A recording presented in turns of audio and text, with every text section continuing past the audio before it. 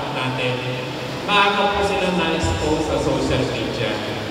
So dapat po tayong mga magulang, magkaroon po tayo ng sapat na panahon para masubaybay yung ating mga anak, para hindi po sila malinis ng landas o matuto ng mga bagay na hindi po nila dapat matutunan. Sana po mamulat din sa kanila ang malinis na intensyon tungo sa kapakanan ng mas nakakarami at hindi pansarili lamang po. Importante po ang kababaan at katapatan, pagsasabi ng totoo at hindi pagsinungalingan. At ang higit sa lahat po, magkaroon po ang bawat isa ng matibay na pananampalataya sa ating Panginoon Diyos. So sa inyo pong lahat, naway magkaroon tayo ng sapat na panahon para ang mga anak natin ay lumaki ng mayroong kasiyahan, maging matatag sa maraming hamon sa buhay. At nakakalungkot po na dito po sa ating lalawigan, ang dami po mga bata na nagkakaroon ng iba't ibang mental health problems. May mga bata po, ang bata pa na nagkakaroon ng anxiety disorders, nagkakaroon ng depression.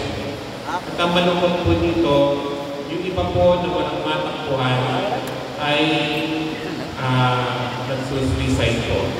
Mataas po ang incident dito sa Pilipinas at patuloy po tumataas ang incident ng mga nabanggit ko po mga karamdaman. So, sa inyo pong lahat, naway patuloy tayo maging patnubay at gabay ng ating mga anak ng bawat isa para maging matatag ang ating lipunan.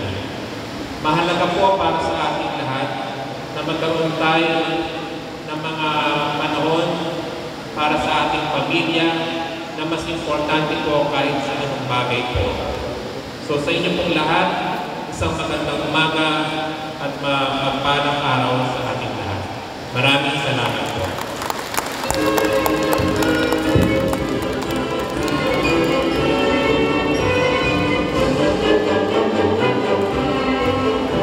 Thank you very much, Dr. Edwin Nixon, for inspiring our learners to keep on learning. May your words will truly guide our awardees as they will enter a new path in their lives. May your messages motivate them to strive harder and be inspired in everything that they would do. Our school is truly blessed for having you with us in this significant occasion.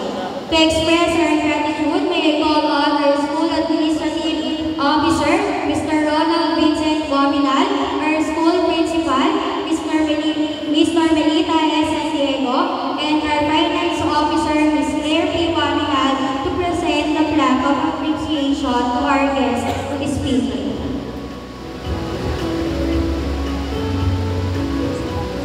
Allow me